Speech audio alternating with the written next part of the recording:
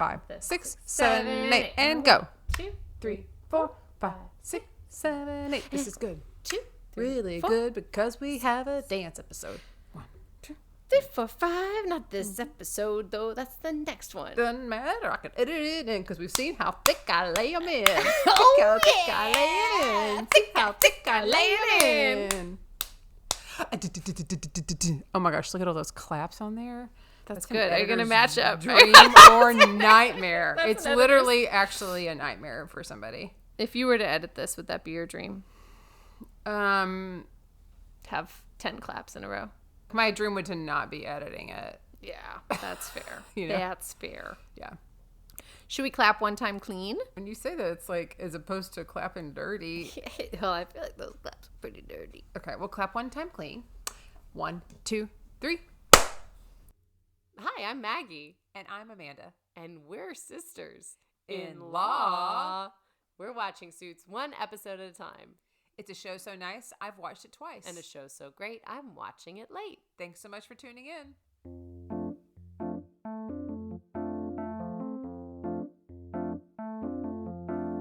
Maggie's never seen it and Amanda's obsessed. They don't wear fancy suits, they are casually dressed. They are sisters-in-law and they got a show about a law firm drama that aired a few years ago. Only Suits fans, only Suits fans.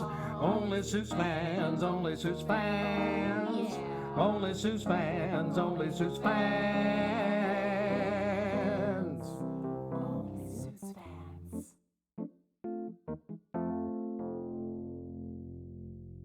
This is episode 5, Breakpoint. All right.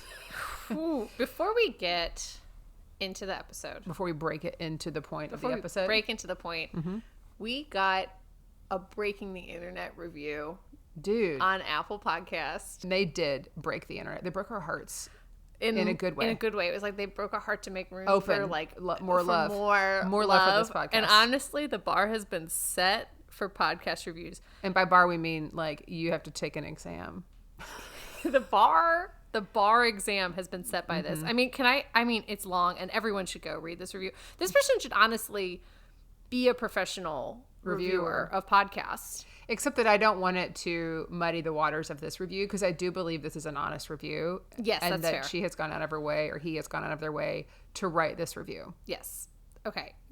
I'm just going to give the spark notes of it. This is Just do the whole thing. okay. I will because I think people need It's to know really what the bar good. has been set. Yes. This is Irish Bull 81, 5 stars. Love the two of you.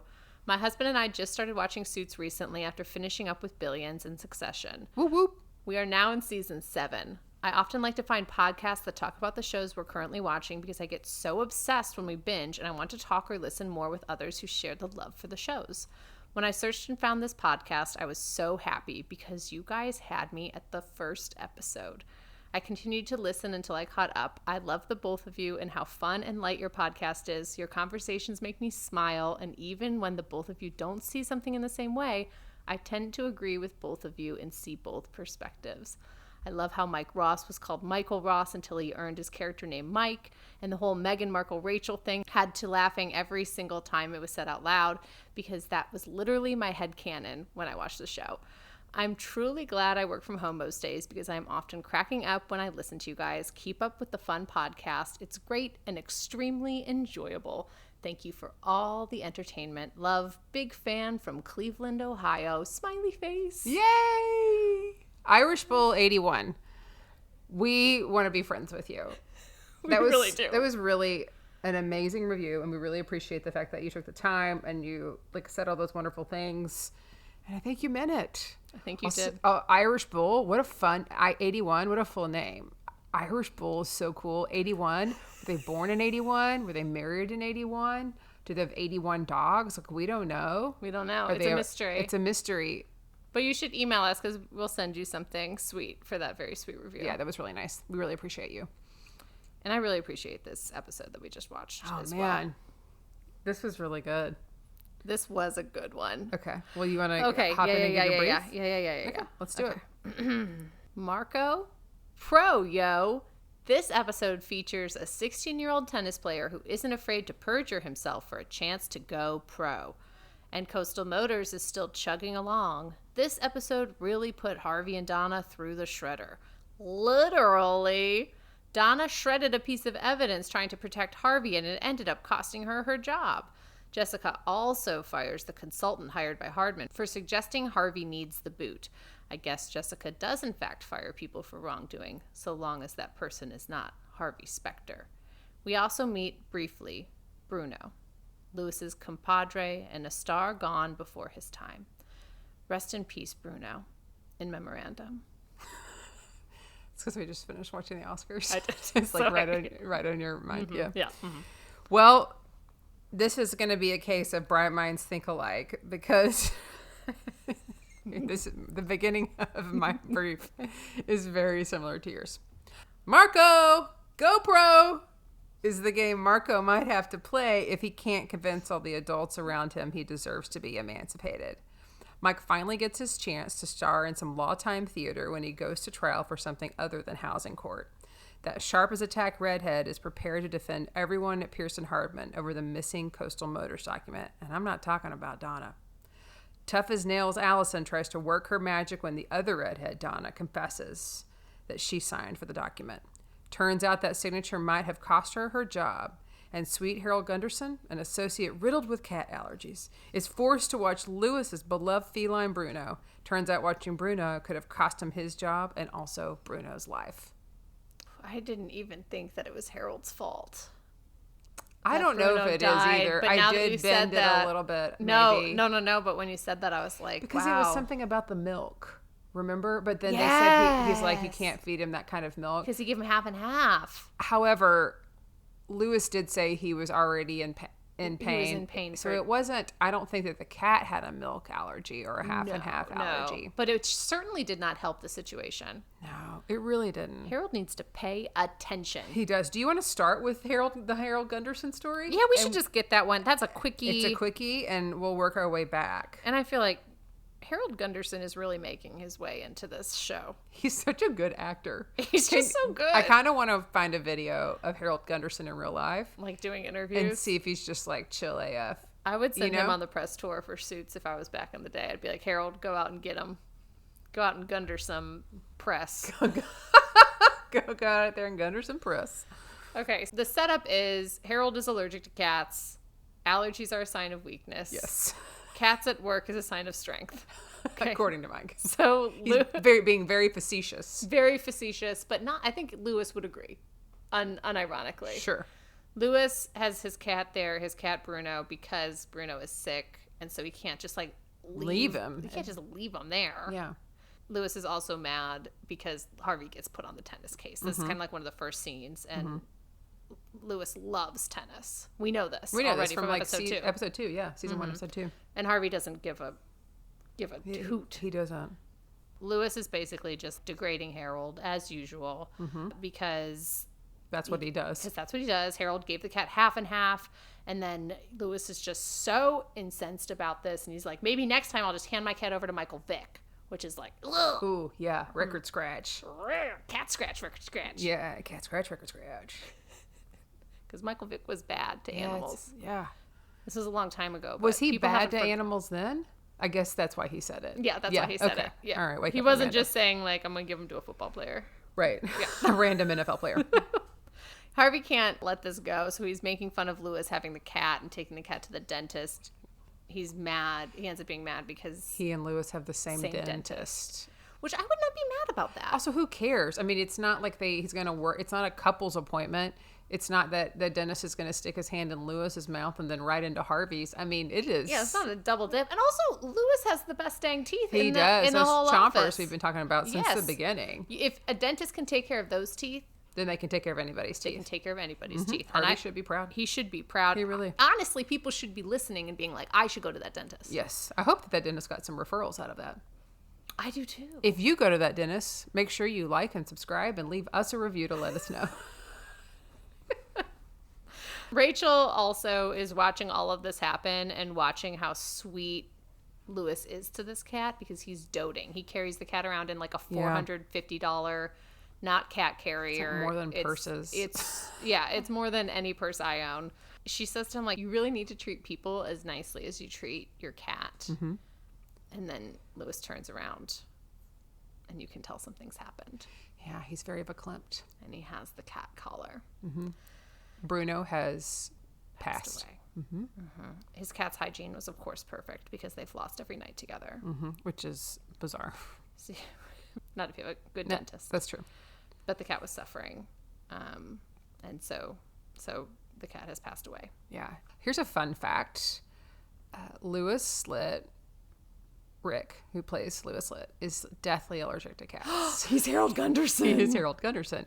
So they had to have EpiPens and a bunch of things on the set whenever they would film with a cat because he is super. It's not like, oh, my eyes get watery. He turns into Harold Gunderson. And so they had to do a lot of proactive measures for him to be able to film with a cat. Oh my God, the writers knew this. This is maybe, season maybe 2. not. But this is season 2. Like, you know the actors. Sure, but you may not know a cat allergy because there's not been a cat on set. It's possible they didn't know. Can you imagine, though, being Rick, reading this episode, seeing Harold having a horrible allergic reaction to a cat and being like, that better not be my cat. I better not. Nope. And then you're reading it and then you're like, oh my God, I'm going to be Harold. But in real life. He had to see it coming because they wrote in that he loves the musical Cats. So it's kind of part of his brand. Yeah. But you don't have a cat and you love the musical Cats. My mom and Kyle, my brother, your husband, are allergic to cats. Yeah. I think more my mom than Kyle. Yeah. My mom used to say, if you ever get a cat, I can't come visit you. And whenever I was mad at her, I would threaten that I was getting a cat. Just sending pictures. I'm not going to run away. I'm just going to go get a cat. But I'm a dog person. Woof, woof. Oh my God. One of my best friends in college, when she was in high school, she adopted a cat and didn't tell her parents that she adopted a cat. And she kept the cat in her room for like a week. And then they were like, what's going on in your room? And it was a tiny, tiny kitten. Oh my gosh. Yeah. Yeah, we never had a cat. I probably never will. I'm just a dog lady. Yeah. Anyways, this gets Rachel. She feels bad for being so mean to Louis. And so she goes and brings him a tennis ball that is signed that she gets from Harvey. Right. Or from Mike, actually. From Mike. So she brings this tennis ball. It's like kind of a sweet moment. They're reconciling. You can tell it means a lot to Louis. And then he goes, hey, Rachel. She turns around and you think it's going to be this touching thing. And he goes, shut the door on your way out. Don't let it hit you on the way out. But she just smiles. She knows that's his way of saying, like, I love you. Thank you. All right, next up. I think we should talk about Marco. I think we should talk about Marco, too. Coastal Motors has been a continuing story. Yeah, I think that's the ender. Yeah, for sure. So Marco, we both thought of the game Marco Polo, which is real fun. That is. So Harvey is running, and he runs into Jeffrey, this little redhead man agent who is a sports agent. I wanted to call out a couple of things. He is running at what is apparently a very early time because Harvey calls out, what are you doing up so early? And Jeffrey says, I don't get up at 5 a.m. So he had to get up at 5, like shower for like logistically thinking it's not 5 a.m. when he's running. But Harvey doesn't get up early. How do you know that? Because we always see him coming into the office late. I mean, maybe he does. But late at the office at Pearson Hardman, it's like if you're not there at sunrise. Yeah, he comes in at like 8 or 8:30 though. Yeah, but I feel like that's pretty early. You'd have to be running at 5. It just feels that this is a little out of character for him. Maybe we just haven't seen it yet. Yes, that's fair. That's fair. Jeffrey has come to him because he is a person that's brought him a lot of clients, right? They work together. One is a sports agent and Harvey is a lawyer. Yeah. Okay. So Marco is 16. He is a baller tennis player. And he wants to be emancipated from his father because he wants to go pro and his father won't let him go pro. Mm-hmm. Also, Jeffrey, the agent, is the person who's given Harvey all his balls. Yes, he is responsible for Harvey's balls. Which I think is important. Yeah, I would have never pegged Jeffrey being responsible for Harvey's balls. Yeah. But he is. He is. He's for all of them. Yeah. So Marco wants to go pro. His dad won't let him. He goes, what I do is win. I have a chance to be great. And I have a chance now. And that's like Harvey gets it. When someone talks like that, he's like, okay, this kid gets it. I get it. Yeah. They come to the office, and instead of just signing emancipation paperwork, they try to work through it. They try to work through it because Mike, in particular, is very against the idea of emancipating because he's like, of course you're going to have fights with your dad. You should try and work it out. So they're in the room together. Harvey's like, listen, Michael Jordan's a client of mine. He took 2 years off in his prime and he regretted it. Marco doesn't want to take the time off. He wants to go now. And his dad's like, yeah. And MJ's also a gambler. He also is divorced. Like, I'm trying to raise a son, not a tennis player. It's funny because he says MJ took 2 years off, which is also the initials of your daughter. Yes. So then in our outline, it says MJ took 2 years off. And I thought, oh, she hasn't been doing anything for too long to take 2 years off. Yeah, she's 6, but she took 2 years off. She took 2 years off from art. Never. Brings me to my first deposition for you. Is there anything out there that you were pursuing, whether it was hobby or professional, and you took some time off and you kind of regret it? Or anything in life? I do think sometimes because I have so many little interests and little hobbies that I follow whatever I'm interested in the moment. And I'm like, oh, if I like really stuck and only did one of these things, I could whatever, build a business, do. And sometimes I can get into that thought pattern, but then I'd have to be doing that thing. I wouldn't be able to chase these other fun hobbies that I like. And so not really. I'm not trying to be NBA level basketball player though either. Like I think if maybe I was, then I wouldn't want to take time off, but that's never been my goal. You know what I mean? Hear that. I also have a lot of side hustles and hobbies and things. I actually worry when I discover something new, if I like it a little bit, that I'm going to try and turn it into a business. Like what happened with Suits. Like so, just watching Suits. Just watching Suits. Like my hobby of just watching this TV show and telling my friends, are you watching Suits? Y'all should totally be watching Suits, and just texting about it has now turned into this like huge production that I love. Yes. It's so great. I think the one thing that I regret, and I think I've not been somebody who has like consistently worked out my entire life. I did a ton growing up because of dance, but after that, like I was never really doing like consistent workouts. Whenever I get into working out, I really love it. And if I take any time off, I regret it because muscle atrophy is real. And it is so easy to quickly just like lose your muscle and have to start all the way back over. I know. And it's so hard. It is, because then you got to start over and you're like, well, F. I know. Yeah. I ran a half marathon over 10 years ago and then I haven't run since. Yeah. Because then when you try and start up again, you're like, what? Why did I like this? This was not fun. Yeah. Yeah. Mike is still like, does not want Marco to emancipate. He's up in Harvey's ear. He's like, nah. And Harvey just goes, if you don't want him to do it, change his GD mind. But he says, goddamn mind. Yeah. That's one of their favorite words. Yeah, it's one of their favorite words. There is, I called this out. It's worth watching. At 12 minutes and 38 seconds, there is a weird dub over where they're doing a shot of Mike talking to Harvey, and then they shoot over the shoulder, and then they come back and pan to him. It's been dubbed in. Yeah. And it is so clear to me, and I remember this the first time I watched it, and then I don't really remember the second time, but I went back and rewound it 3 times the other night. So if you're looking for a flaw in the editing. And what does he say? He's saying, Harvey, I was 11 when my dad died, which is like a really important thing to say. So I feel like they should have gotten it right. So I don't know why, but go back and listen. It's totally worth it. Maybe. Do you think that was in the script and they just didn't say it, or they never got a clean shot? Or do you think they changed it? I don't know. Marco tells Mike, hey, dude, Mike, you don't know what it's like to be better than everyone else. And then Mike's like, oh, yeah? Here's mental math. And he does all of these numbers. He just does all these numbers, basically to be like, you're good at tennis. I'm good at mental stuff. Yes. Look, I know what it's like to be good. I know what it's like to be better than everyone else. And he tells him emancipation requires proof of unfit parenting. And then Marco's like, okay, well, I'll get you proof, basically. I mean, like he decides he's going to be able to come up with something. Mike thinks Marco's going to come up with something that's true and honest. Yeah. And then they decide to let Mike take the case, which is great because Harvey makes another reference about this being like, this isn't housing court. You think you can do it? I know. Feels like he's not going to really get to let that down. He'll never live that down. He'll never live that down. I do love the quote Harvey says to Mike beforehand, though, where he says, you think I didn't think I was smarter than the guy I started working for? Because Mike wants to take this to trial, and Harvey's like, you're not ready. And then eventually he's just like, go off and get him. Go try. You're so passionate. Yeah, go get him, Tiger.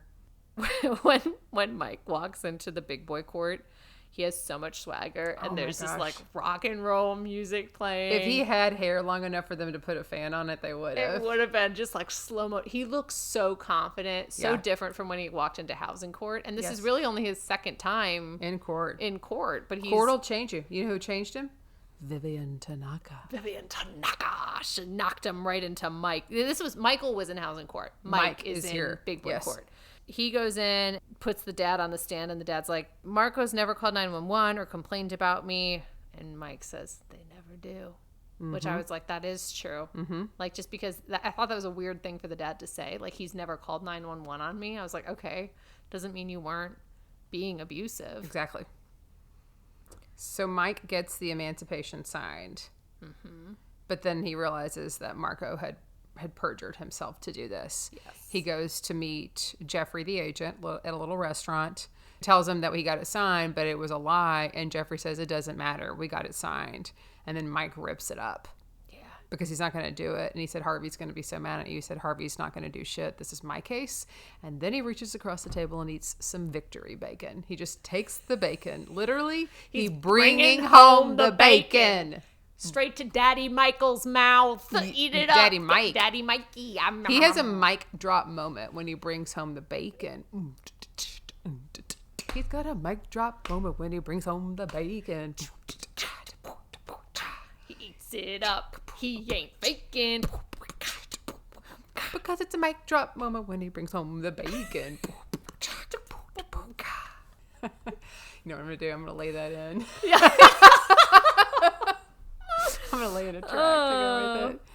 Okay. So that was the end. Mike really took this from start to finish, had a strong point of view, carried it through, told someone what's up, told someone the biz, had a moral standing. Yeah. He really is a little mini Harvey, it feels like. Yes. And then, speaking of Harvey, We got to talk about the big case here. the Big Daddy Coastal Coastal, Motors. Motors continued. Yeah. And it feels like This it's is going gonna to continue. Yeah, this might be haunting. Yeah. This kind of like the Cameron Dennis of it all. Oh, yeah. This feels like This is things what's happening that are in season 2. haunting you, haunting you, haunting you. As long as we get to keep seeing a little more of Travis Tanner. You love that, Travis. I do. He's a close second to Harvey Specter. He is like he's like the shadow self of Harvey Specter. That's why I love him. That's why I love him. Oh, look at Roma. I love him. I love him a lot. Oh, hunka Travis Tanner. So we're at Coastal Motors, right? And Yes! This is really starting where we left off is Donna found out that she did in fact sign for this document. Ruh-roh. Donna. And now we pick up and she is staring at the document in the file room. 6 a.m. trying to shred in peace. Mike barges in, Also there to do something at 6 a.m. also to shred something. Yes. But really, I think onto her. Maybe. He isn't totally onto her at this point. Yeah. Maybe he is. We find out later he's for sure onto her. Yeah, but he does say to her, you look like you're burying a dead body. Mm-hmm. And she's just there to shred in peace. Leave him. But Leave her alone. She is not cool, collected Donna. Yeah. Something is clearly up. Yeah. We then meet this consultant, Allison. Yes. Who you said is from Law and Order. Is she Can I tell SVU you- or? Law and Order SVU. So I immediately recognized her. Can I tell you a funny thing about this character, Allison, from this world in Suits? In Law and Order SVU, Do tell. she plays an assistant district attorney who ends up getting disbarred for burying evidence. Which is exactly why she doesn't like Harvey. Which is exactly why she doesn't like Harvey. So it's like this The weird... tables of TV have turned. All the procedural law dramas are kind of mixing together. All these assistant DAs from different universes all getting jumbled up in a big old mess. Could have been you, Harvey. That's probably why she's bringing this wealth of knowledge. Like, you should have been disbarred. I was disbarred. I had to change my name. As a TV actor, I was disbarred. Yeah, I had to change my name, come back as Allison. Now I'm a consultant because I can't work for the DA anymore. You probably didn't even recognize me. You probably didn't even recognize me. I have been a big Law and Order fan since my youth. Yes. So I recognize It's been going on since your youth. yes. It has. Yeah, it's easy to watch. Man, if I'm traveling, it's so great when it's on in a hotel room. It's so good. Because you can just, I don't sleep with the TV on. I do, usually in a hotel. I don't mean to, but I can just go to sleep. It's like a sweet little lullaby. So Allison does not like Harvey. She's like, I've only lost 3 cases in 14 years. And Harvey's like, well, you've lost 3 cases, so I don't want someone who ever loses. And she goes, yeah, but unlike you, like I learned from that. Absolutely. She's a real straight shooter. She is a straight shooter. And we know this because they weren't sure if they were going to hire her.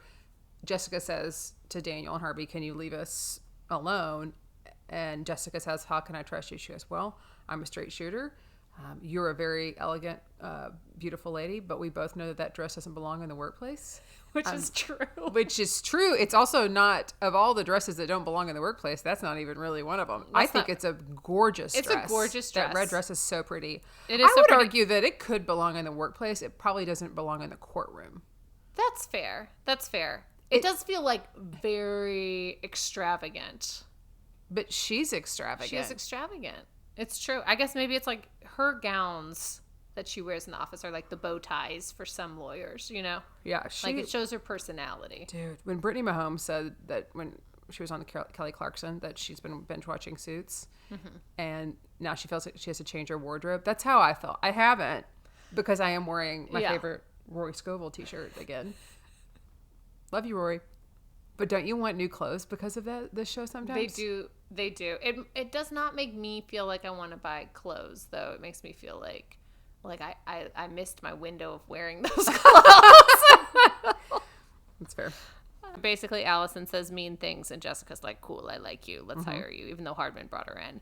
The other thing Allison tells her is that she needs to keep Harvey on a leash. Yeah. Which I think is honestly true. Harvey doesn't like it. No, he does not like to be the dog on the leash. And so he says, guess it's time for this dog to go chase some cars. Yes. Which he does. He goes to Coastal Motors. He's chasing cars. He's chasing cars. He goes to talk to Mrs. Randall at a family center, and she is not having it. Mrs. Randall is the widow of the man who Harvey defamed. And died in the car accident from a Coastal Motors car. Yeah, and they were in, and Harvey just drug his name through the mud to protect Coastal Motors, and now Harvey knows he was wrong. And he says, I didn't like doing it, but it was my job. She's still not having it. He has made a generous donation. A generous anonymous donor. Yeah, a generous anonymous donor to the school. I thought it was like a community center. Okay. But it was basically Mrs. Randall set this up in her husband's honor. Yes. She used money to create create something good out of something bad. Yes. They needed that anonymous donor because they didn't win a lawsuit. Right. Like they didn't get the flow. Mm-hmm. And she is just like, F you. Yeah. Go the F home. Yeah, she's not having him there. Which I do think that donation is nice. I don't think Harvey had like malintent doing it, but it can. What a slap in the face for her to then have him be like, I donated to do this. It's when like, somebody wants to do something nice for you, and if it involves money, to tell them why you're like to have to explain why you're doing it, it sort of feels like it takes it away. It's icky. Yeah. Yeah. We're back in the office then. Yeah, and Donna is on edge. She is not the normal Donna that we're used to seeing. She loses her shit with Rachel. She's so pissed because she doesn't have the birthday card for Norma, which is Lewis's assistant that we've yet to see. I know. Where is Norma? Where is Norma?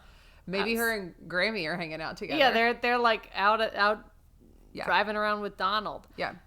Yeah, and she goes, "Oh my God, Rachel, I can't believe you don't have the card for Norma. When is it going to show up? You were supposed to keep one thing. No one in this office has what they're supposed to." And I was like, okay, thou doth project too much. Yes. She is putting all of this on Rachel. Yes. She's putting all of it. She's not owning it. She does later own it.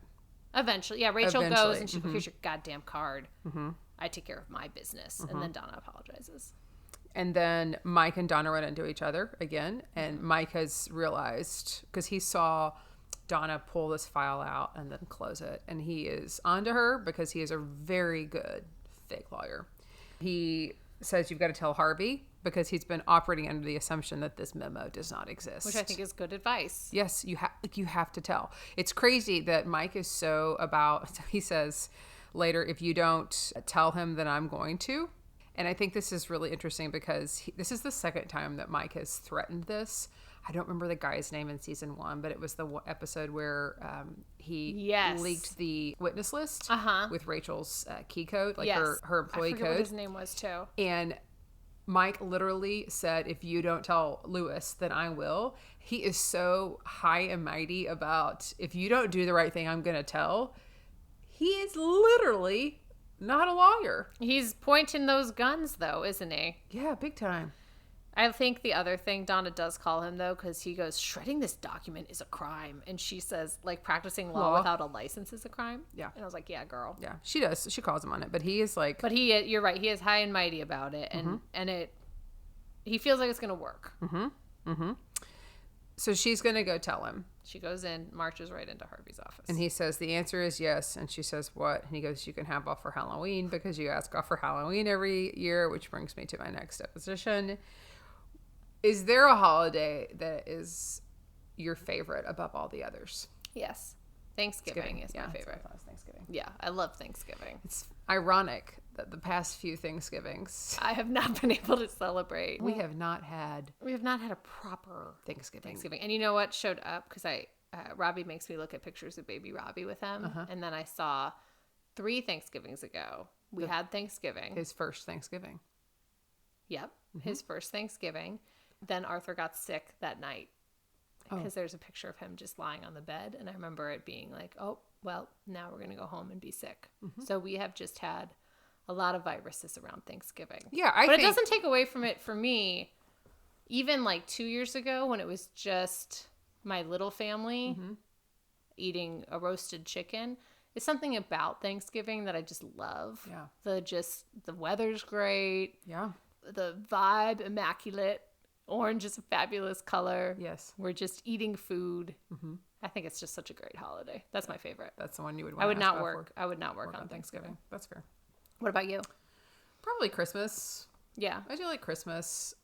Though our plans have always changed over the years. Like we don't have exactly the same traditions anymore.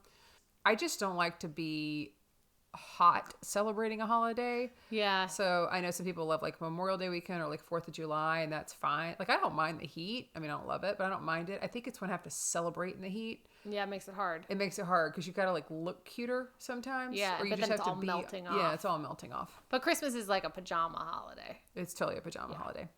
So before Donna can even say anything about it's not about Halloween, it's about me wanting to shred this document, Daniel and Ashley come barging in and they're yelling at Harvey for going to see Mrs. Randall. Yes. And Harvey's like, listen, go practice a deposition. Don't depo me. Depo Donna. Yes. Uh-oh. Right. He doesn't know. He doesn't now because she hasn't told him because she didn't get a chance. Because she does not want Halloween off, Harvey. No, she wants to tell you. So she gets in the room with Allison. 2 fiery redheads. Yes, they are fiery. And Allison is trying to get stuff out of her. Donna's being a little toot and being very sarcastic. She's doing lots of like Star Trek references that Allison's basically like, hey, you got to cut it out, literally. And which of course is, you know, a Star Trek reference, right? Cut it out? Yeah. Is that a Star Trek That's reference? from Full House. Never mind. Cut it out. I often get Star Trek and Full House mixed up, though. You're not the first one today. Maybe I know the difference and I'm just trying to be cute. I think that's it. That's it. And Allison starts talking about how she's divorced and she's realized that sometimes the best way to get a conversation going is just to ask people lots of questions. And it feels like maybe they're going to have a good conversation. And then she goes, like, for example, where do you see yourself in 5 years? Because I see you in jail.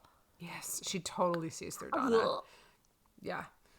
Donna leaves because she says she doesn't want to be part of this witch hunt. And because Allison is insinuating that she either did something with the document, she knew about it, Harvey asked her to do something, and that they are in cahoots of some sort, like something is going on there, and Donna doesn't like it, so she leaves. So Jessica is then talking with Allison and says a lot of people say Harvey likes to work in the gray, which I don't think any of us can deny here, and that's totally, you know, that's fine if gray's your favorite color. Right, I get it. You know? And she wants to file a motion to dismiss the case, even though it's unlikely. And it's because she's kind of covering her ass in this situation.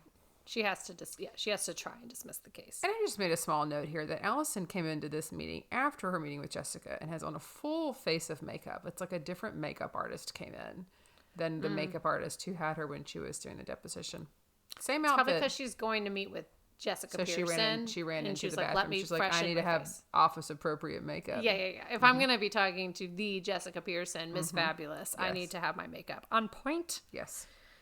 To dismiss the case, Jessica brings an affidavit for Harvey to sign, suggested by Allison, basically saying that he never received the memo. They never received the memo. Costa Motors never sent the memo. Mike is in the room when this happens and realizes Harvey's about to sign it. Harvey has not spoken with Donna. Donna hasn't told Harvey that she has the document. No. And so he spills coffee on the affidavit. Oops. Oopsie. It's a planned oopsie if I've ever seen one. For sure. Harvey knows. He's like, why did you do that? You spilled coffee on me. He goes, have you talked to Donna? And so then he goes into the bathroom and finds Donna. Oof. How did he know she was in there? They tend to go into the bathroom a lot at Pearson Hardman. Yeah. Not just Donna and Harvey. Lots of conversations I've tend seen to happen. a few already, but it feels like that's mixed gender in the bathroom, too. It might be. You mean it might be a mixed gendered bathroom? It's not a mixed gendered. 2011. I can tell you it's not a mixed gendered bathroom. There's a time when I know it's not a mixed gendered bathroom. Okay. I'm not spoiling anything from you. Make that a prediction. Yeah. that your prediction is not a mixed gendered bathroom. No. Yeah, but he just goes right into, I guess, the women's bathroom and is like, keeping it from me isn't a mistake. It's a decision. The fact that you kept this from me. Now it's going to work for us. It's good. She says, just fire me. He says, I'm not going to fire you. I might kill you, but I'm not going to fire you. Like you said, this is a good thing that we have the document. And then she goes, and then he's like, what did you do? She shredded it. So now they're like, now it does look like a cover up. It does look like a cover up. Not even like a swimsuit cover up. Like you can see right through this. Yeah, this is a cover off. Yeah, it's a cover off for sure. This is real bad, Donna. And it's because she panicked. She was depositioned and then panicked and was like, I have to make a decision on this. I have to do it. They're getting closer and closer, but she did make the wrong choice. Yes. So Harvey goes straight to Allison and he says he wants to go to trial, and Allison's like, no, we're cutting a deal. Yeah. And I think this is probably one of your favorite Harvey Specter quotes. You want to lose small, I want to win big. Is it? It's one of my favorites of the many favorites. I know, but when he said if that, I was could have like, custom wallpaper made for my house, I would put it on the inside and outside, and I would never have to repeat it because of all of the wonderful Harvey Specter quotes. So this is another great one. This is a great one. You want to lose small, I want to win big. Yeah, and that sums it up. And then he's like, my man, Harvey Specter. He's also like, you guys are acting like we're weak. And Jessica Pearson says to him, we are weak. Because of you is the implied thing. Like Harvey has made them weak. He's weakened. He's basically like taking their knees out for his going to see Mrs. Randall, having Donna. Dude. He's making big oopsies. But I believe in him. Then we see Jessica and Hardman together, and I thought this was interesting because I didn't know this history. Yes. But where they talk about, Hardman's like, remember when we got all those other people off the name? So I know that they've worked together. They've been in cahoots. Together. Yes. They've used their brain power. They were Pearson Hardman. I mean, they were... Yeah, right. But how long were they good, and how long were they like always kind of...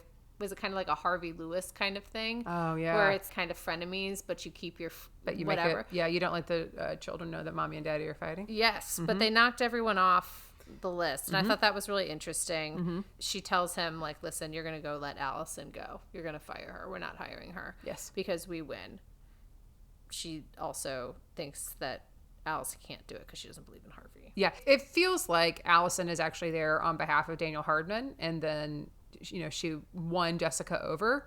I think that she is operating kind of under the guise of, I'm going to do what Hardman wants. Like, I think that they're having separate meetings and like they're strategizing. Oh, for sure. She is definitely Hardman's number 2 because he needs people in there and he's trying to worm his way in. Yeah. And Jessica's onto it as well.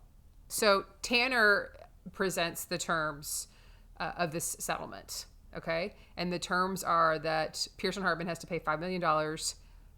Okay, yes, that's a lot of money. Here's the bigger thing.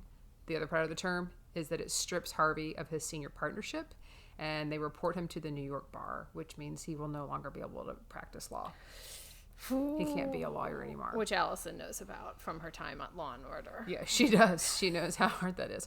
So Harvey goes to see Mrs. Randall to apologize. Because he had this realization that Donna was sorry but didn't say it. And he's like, I need to go say it. I need to go say I am sorry. And you did make a note here in the outline, which I also thought of, because you made the notes first before I watched it. You said it's very windy outside. And it was so windy. Like his pants, he needed some static cling. They were like stuck to his body, his... Specter suave coif is just blowing in the wind. Yeah, he is disheveled, and I don't know that it was written that way. I don't know if it was weather was windy or they were like, it should be a storm because this stuff is a storm is a brewing. Stirring up. Mm-hmm. Everything's mixing up. He's not together. He's all disheveled. Yes. He goes to apologize, and then she's talking about how her mom was in the civil rights movement. Mm-hmm. And her mom used to say it wasn't the dogs, it was the men. And Mrs. Randall says, but I said, put those dogs down. Yeah. And Harvey is a dog who's supposed to be on a leash out there running around, and she's basically going to put him to sleep. Yeah. Woof. Woof. Woof. He was like, I was wrong. Tell them I'm sorry. So then Jessica says you have to fire Allison, and they do. Jessica goes in. Harvey's back from Mrs. Randall's house. She goes in, and there's sad instrumental music playing on the record player, and it's Harvey's dad's recording. Yeah. And Jessica walks in. Harvey's like, I did bad. I done did bad. I went to go see the plaintiff again to tell them I was sorry. Super pissed. Yeah. Also, my dad has a record, and if somebody walked in and tried to talk to me while I was listening to it, I'd be like, you need to stop. Hang on. Please listen. You'd put the finger up. I'd put my You'd finger up. Hardman And be finger. like, please listen to Randy, and then we can proceed. Jessica goes to end the episode. Mm-hmm. She walks in to confront Donna. Yes. And she said that Harvey wanted to have this conversation, but it's her firm. And despite her personal feelings, she has to let Donna go, and she thanks her for everything. Donna packs up. She grabs a can opener, a couple of plants, just a small box. Very small box. A very meek box of her belongings. I was watching this with Kyle, your brother, my husband, and he said security would have walked her out, which is true. Probably. I don't know if they would have. She's not hostile, and she's been there for a while.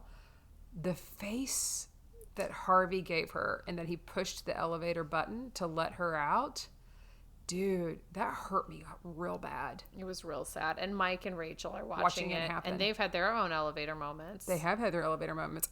Watching Harvey's face, I really had a hard time with it. It was very sad. Because I kind of wanted him just like to hug her and be like, this sucks and I'm sorry. But it's like, basically, let me help you. Don't let the elevator door. But he didn't say that. His face said, I'm so sad. I don't know if it did. Oh, you think his face was mean? Kind of. He was like, disappointed, and he reaches over and hits that button.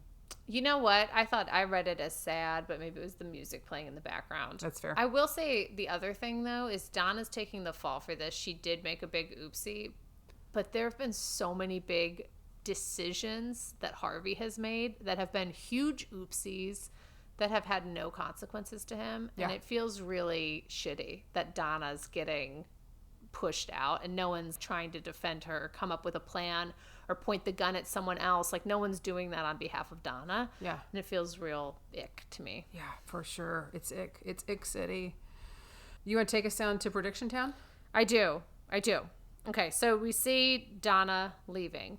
My prediction is Donna's replacement secretary is going to be awful, like even worse than Norma.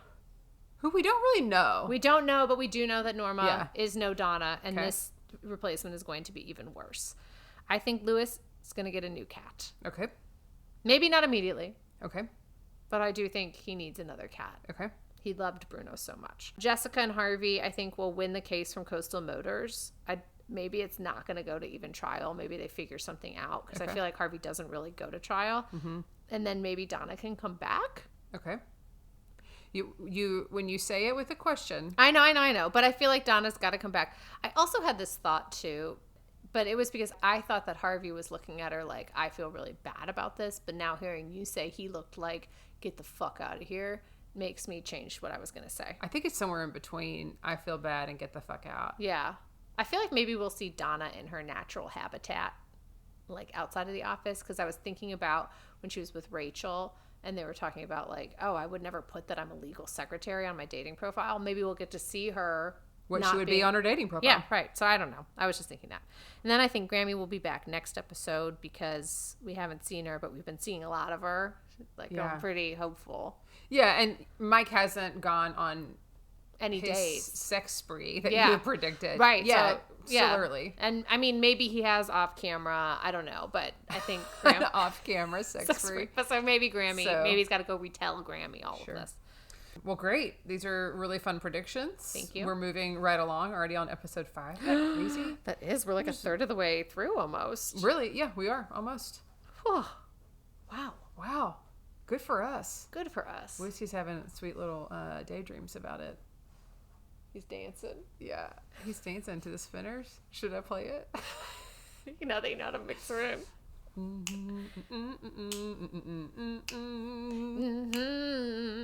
You guys, you know what? Just give us a song you want us to work in. Actually, that would be a really fun thing. That would be fun. So to all of the associates out there who are just not joining us, partners who've been around for a while, email us a song so that we can try and figure out a way to work the song into it. That would be so fun. And no one else would know. They'd be like, is this a song that Amanda and Maggie are organically coming to? Or have they had to ham fist this song into this episode? And then at the end, we'll reveal it by me laying that track in real thick. Something else you can do that's thick is leave us a review. Okay. Was that a good transition? That is a good transition. Thanks so much for tuning in. Make sure to follow us on TikTok, Instagram, and YouTube. And you can listen on Apple, Spotify, or anywhere else you get your podcast. Make sure to like, subscribe, and leave us a really great review. And if you can't say anything nice, you can eat it. Yeah. We did that so good. Well, it's basically when you kind of become a pro, you know? I think that